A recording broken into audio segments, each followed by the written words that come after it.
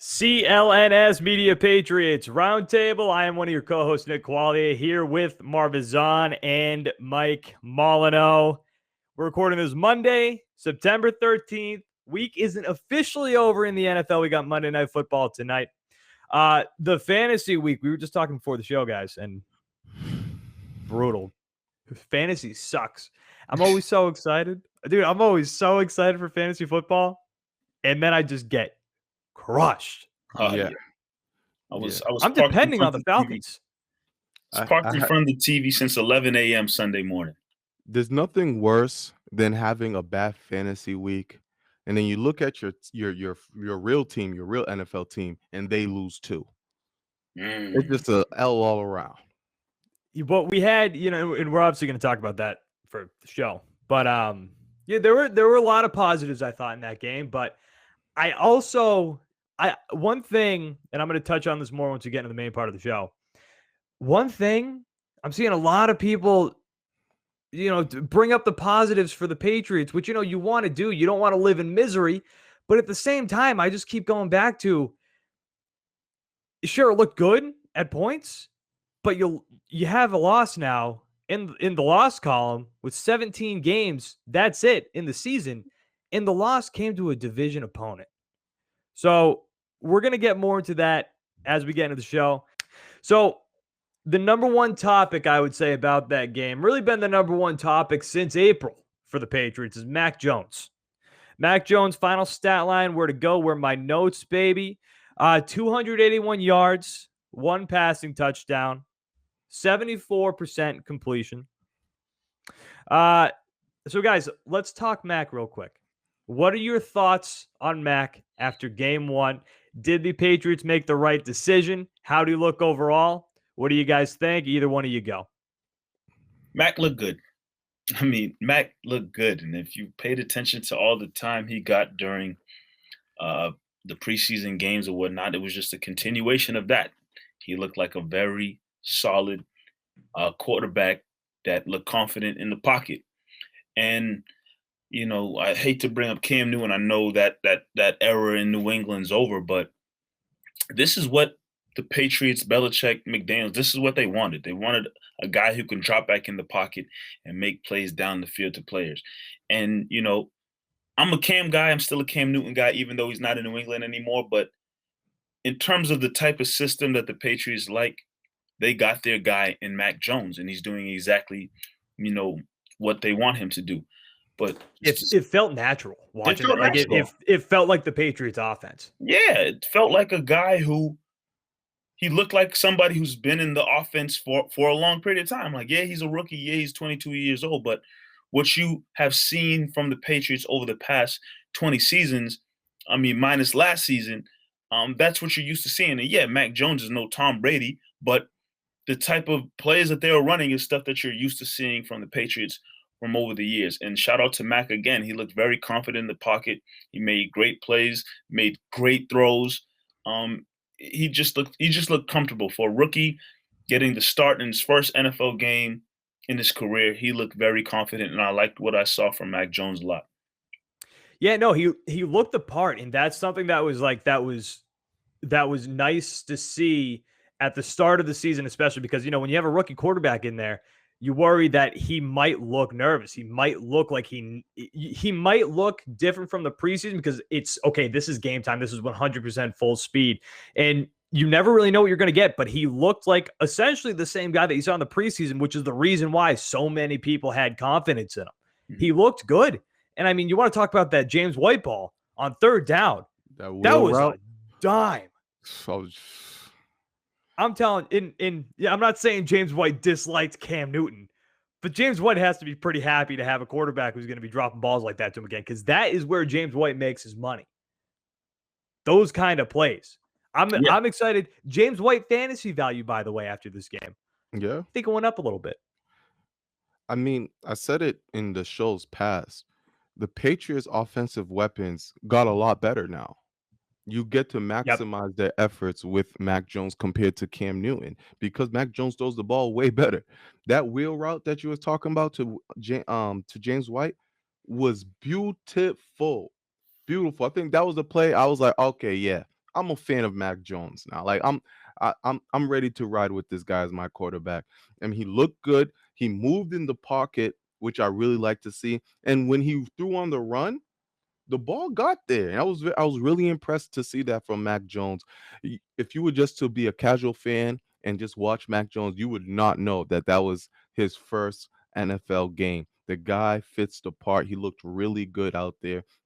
And if you think about it, he's not the reason why the Patriots lost this game. If anything, No. he kept this the team going. There was times where the Patriots, when they kicked their last field goal, it was like 4th and 4. I was saying, damn, I would have loved to see the Patriots have gone for it. Not knowing that, the next possession that Damien Harris was going to fumble, but I would have loved to see the Patriots go for it because Mac had this offense humming. They were on rhythm. They kept moving the chains. I would have loved for them to put more on Mac Jones' play and see what he can do because it looked really good out there for him. I don't think Damien Harris should be carrying the ball 23, 25 times a game. I don't think he's built like that. And put more on Mac Jones' hands. I think he can handle it. Yeah, I wanted to see them take. I know early in the game, typical Patriots sometimes, oh, let's establish a run. Let's establish the run game. And they came out looking to definitely establish that run game with a lot of Damien Harris and force feeding him the ball. But, Well, it didn't help that Stevenson fumbled and was essentially benched. Yeah, right? yeah. Stevenson, that was the last time you saw him. That might be the last time we ever see him. Now he'll get another opportunity, but they'll definitely let him hear it in practice and whatnot. But I was looking forward to the moment they took the reins off of Mac. I mean, the shackles off of Mac Jones because again they were doing a lot of running to start off the game, but once they started letting him drop back in the pocket and do his thing and move the ball downfield, he looked great. What did you say again? 74% completion percentage. It's pretty damn good. It's pretty damn good. And how many times did he throw the ball? If you have the stats still there, 39.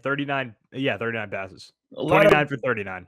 solid game from a rookie in his first game. And obviously, you never sometimes want to see a situation where a guy needs to throw 50, 60 times like what happened in that Thursday night football game with Dak Prescott and Tom Brady. And you definitely want to have a running game in there, but I kind of wish they went to Mac Jones a little bit more at the beginning of the game just to get his feet wet a lot quicker than they did. But either way, he looked good. And like Marv said, the game being lost is not on Mac Jones' shoulders. I don't blame him whatsoever. And sometimes in situations, the rookie screwed up. The rookie made a mistake. Well, it wasn't on Mac Jones at all. With the Patriots taking that loss. So, I know the loss is probably going to bother Mac Jones, but him personally, he has nothing to hang his hat on because he played pretty damn good. Yeah, and you mentioned the running. You mentioned them running the ball early, and I had a problem with that too because, like, even for the entire game, it felt too game managery. And like, I Yeah. get it. This is his first start in the NFL. This is his first time playing in a live NFL game, but it felt too game managery. In we've seen, especially in the preseason, we saw that he can drop some deep balls. When you have a guy like Nelson Aguilar, who I don't know if you want to say he's made a career out of it. We've seen the memes from before, frying pans for hands, but I'm happy to have Nelson Aguilar here. He scored the touchdown, right? He's the one who caught the first touchdown pass from Mac Yep. Jones. Yeah, he did. Let him air it out. Let Nelson Aguilar go and let Mac air it out. I want to see. I would have liked to see Mac have those types of attempts because, to me, I think the Dolphins gave you that game. I thought you had a good chance to win that football game. Obviously, you were steps away from winning that game. And you talk about Damien Harris fumbling that ball. Mac was looking good. I don't know why he's not throwing the ball there. I don't know why Josh McDaniels isn't giving Mac the option to throw that football there. He Yeah. was humming. He had that offense going. Why take it out of his hands and give it to the running back that you've already pounded, especially without Trent Brown at that point? When you have a game plan like that, when you're just trying to muddy it out, grind out the game, that made more sense for a Cam Newton-led team, obviously. And now that you have more weapons, you know that Mac can throw the ball. The problem with grinding it out in situations like this is you must score.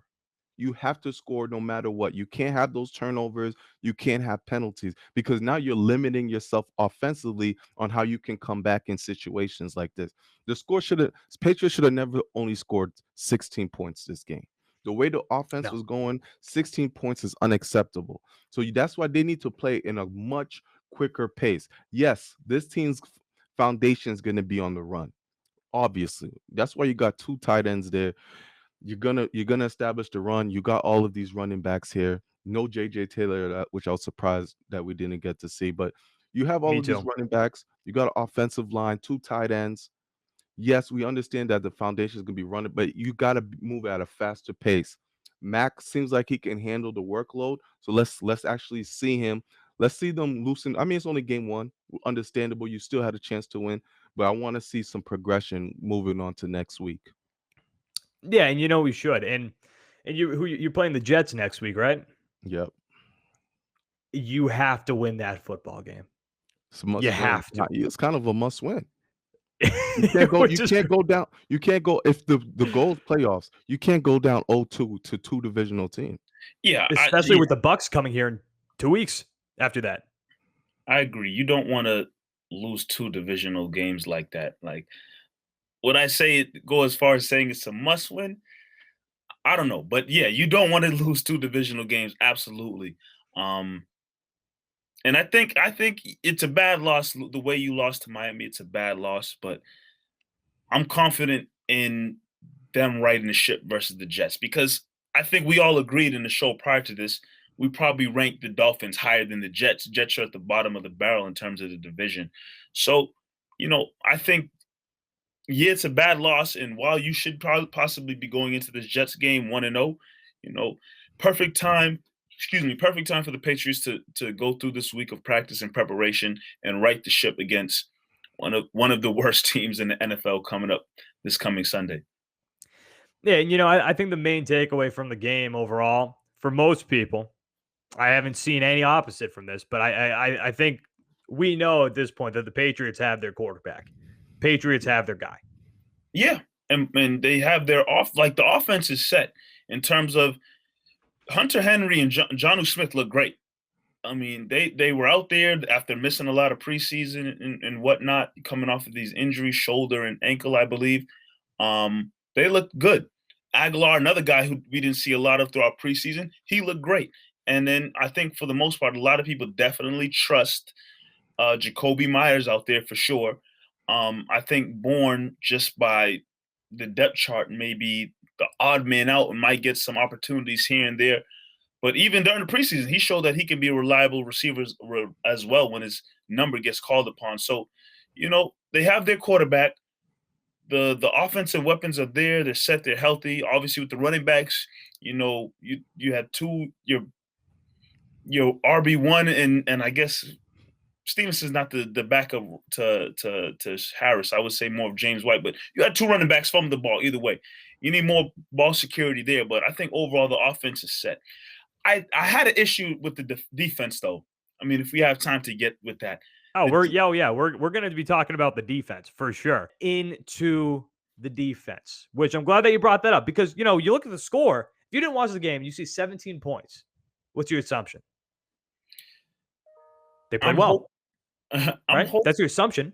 Yeah, but yeah, I'm hoping that I'm hoping that as we get into the season and it progresses, I'm hoping that we're not in for another year, but bend but don't break type of defense.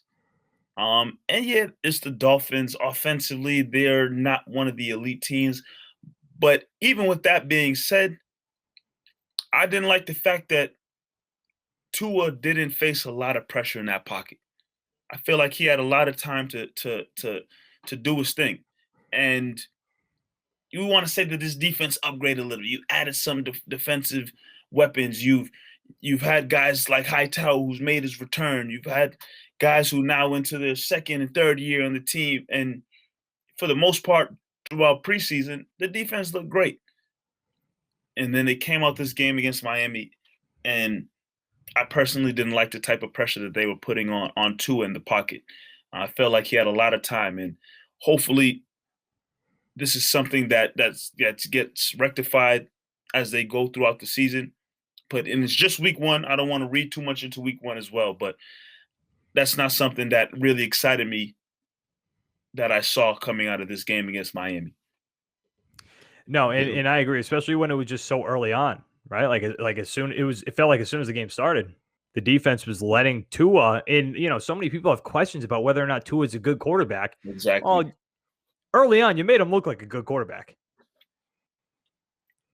Marv, what were you going to say? Look at the team. I feel like I'm not too worried about the pressure that they gave on Tua. I think the Patriots adjusted well, especially during the second half, on how they got to Tua. The most concerning part is not having Stephon Gilmore. Tua targeted Jalen Mills the whole day, and Devontae Parker was able to do whatever he wanted against him. It was so much easy space. pickings. Easy pickings. I mean, Jalen Mills had one great play to stop the touchdown that was in the end zone. He was able to catch up and deflect the ball. But other than that, he was getting picked on the whole night, and it was too easy for Tua. So that's an issue. I mean, when the Eagles got rid of Jalen Mills, all the Eagles fans were saying, "Oh, great, man, Jalen Mills sucks. Jalen Mills sucks." Then we brought him over here. We try to have a little hope. Gilmore goes out, and he becomes your CB2. Jalen Mills is not that great of a corner. He's not a great cover man. He got moved around to play safety, and so anytime you're a corner, they move you to safety. That they're telling you're not that great of a cover guy. And right now, due to the circumstances, he is our CB2. And Devontae Parker, he's a good receiver. Tua, he's an okay, pretty good quarterback, but these guys weren't elite. You're gonna start to face better competition in those positions, and I did not like what I saw from our secondary, due to that fact that Jalen Mills is a huge handicap. Yeah, no, and my biggest disappointment with the defense is, it's kind of what Mike was talking about in the middle of the summer, and especially after you make all these moves. The talk is like, the front seven last year, big problem. This year, it's going to be a lot better. The pressure is going to be there. Matt Judon, who looked pretty good yesterday. I love the addition of Matt Judon, but I expected more, and I think that's where the disappointment is. Like, yeah, they only scored 17 points. That's ideal, but you know what Marv just said? It's not really an offense that should be picking you apart. You've got Tua back there as quarterback. He's good. He's not great. They've got it's not like you said, Marv. It's not an elite offense. So, I don't mean to keep bringing him up, but a couple weeks from now, you got Mr. Tom Brady in Gillette Stadium looking for some revenge against Bill Belichick. You're going to have to look a lot better than you did. And I don't like the idea, going back to Jalen Mills, I don't like the idea of Jalen Mills being one of your main forces to stop a Tom Brady who's motivated in Gillette Stadium. I don't like that idea at all. You're going to have to get pressure. That front seven's going to have to be, it's like not a question. The front seven's going to have to be the front seven that we talked about a lot over the summer. And again, especially after those signings, there's a lot of expectations there. And if your defense is going to be solid, it's got to start there. In my opinion, it has to start there. And you got to have to just hold out until Stephon Gilmore gets back, who, by the way, everybody's talking about Stephon Gilmore coming back whenever week that would be. I forget with the number off to 6, 8, whatever it is. If you think that he's going to be 100% ready to go and look like Stephon Gilmore that we know, I think you're fooling yourself. I think he's going to come back. He's going to start slow. So your front seven's going to have to be that front seven. They're going to have to be that group of guys that we anticipated for a good majority of the season, especially without your starting, all-pro cornerback, Stephon Gilmore. Another thing that I think is very concerning that we have to talk about, losing Trent Brown early, I think, showed how important he is on that right side. He's got a minor calf strain. He's day-to-day. It sounds like he dodged a bullet, but you got to think, like, if something else happens down the line, you might be in some serious trouble offensively, especially with the run game. He's a major game changer in the run game, and we saw that with the loss of him. Yeah, you definitely depending on him to hold it down on that offensive line. And I mean, like you said, he dodged a bullet. He's day to day, which means he could easily be back out there in week 2 against the Jets. But he's crucial. He's crucial. And I still firmly believe that Patriots have a pretty solid offensive line with Brown and Shaq Mason, Andrews, probably forgetting a couple of the guys on the offensive line. But they have a solid offensive line. When healthy, I think the Patriots definitely have one of the better offensive lines in the NFL. But I mean, that's it right there. You just need these guys to all stay healthy. You have confidence in the running backs as long as they can, take care of the football. You have confidence in the running backs that they'll be able to do their thing. Mack Jones, again, like we said earlier, he's looked solid in the pocket. But as long as this offensive line stays healthy, I think this offense shouldn't have much trouble picking up yards on the ground and giving Mack Jones enough time in the pocket to make plays down the field. Yeah, I mean, I think that with Trent Brown going out, Patriots are going to have to start being more flexible with how they use their offensive line. One thing Belichick loves about his offensive line is players that can play multiple positions. And who did they go to? Yazir Durant and Justin Herron. They didn't really do a great job as the right tackle, but maybe moving Michael Onwenu, who can play that right tackle position, and just shifting guys around, because that's what happens. I mean, there's going to be injuries. Trent Brown is hugely important, like you were saying, Nick. But if they can shift some guys around and not just use the direct backup like Justin Herron, who got benched for another offensive line, and maybe put Michael Onwenu in there, I think that would make a shift. Because the running game, obviously, we could talk about the fumbles. The running game looked good. The running game did what it was supposed to do. Mack Jones got hit a lot. In his first game, he definitely got to feel what it means to be in the NFL. But he got right back up. He was able to still move in the pocket. I think if you can just work on that right side and move some guys around, they'll be all right. Speaking of being hit, that hit Judon put on Tua. Classic. You don't see much of those anymore in the NFL. I was waiting for the penalty. I didn't think it was a penalty, but I was waiting for the penalty. Like, that was one of those hits that just feels like illegal at this point in the game. Yeah, that was perfect timing. Like, if he did it a split second earlier or a split second later, there was a flag. Yeah. But you know what? You know what sucks about that game? It's like, that's the type of game that in the past, being Patriots fans for so many years now, specifically during the Tom Brady era, I'm 27 years old, but that has always felt like a game that you win. A lot of penalties, low scoring, and they gave you the opportunity to win. If Damien Harris doesn't fumble that football, I cover my -3.5, and the Patriots score, and I don't lose my money. Patriots score a touchdown, I don't lose my money. We get a win. Go on to the Jets, 1-0. But it's a little concerning there. They should have won that game, and they need to win those games going forward. And again, what I was saying at the start of the show, it's like there's a lot of moral victory coming out of this. So we saw a lot of this out of the Seahawks last year. Remember, after the Patriots lost to the Seahawks, there were a lot of people who were like, you know what? They lost, but that was a good loss. This is the NFL. There's only 17 games. And like, this is a division that's going to be tight. The Bills lost, guys. The Bills lost. That was the perfect opportunity to get a win there. The Bills lost. The division started off. It's a bad loss. We're going to be looking back at week 1. No matter what happens during this season, we're going to look back at week 1 like, damn, this one, they really blew it on this game. And as the hours go by, I start to get more and more pissed about how we lost this game, because we shouldn't have. No, and you're right. Down the line, when you're looking at the standings, and if you're separated by a game or two, right, and if the Patriots somehow are at the top of the division, but the Bills are up by a game, and the Bills have a better division record. Let's say they even have the same record, but the Bills have a better division record because you lost to the Dolphins at home. You beat the Dolphins at home. You should beat the Dolphins at home, and they gave you the opportunity, and you blew it. Now, these last 16 games, you're gonna have to pull some out that we're not expecting. which I do think this team is going to do at some point. I think I wrap it all up here.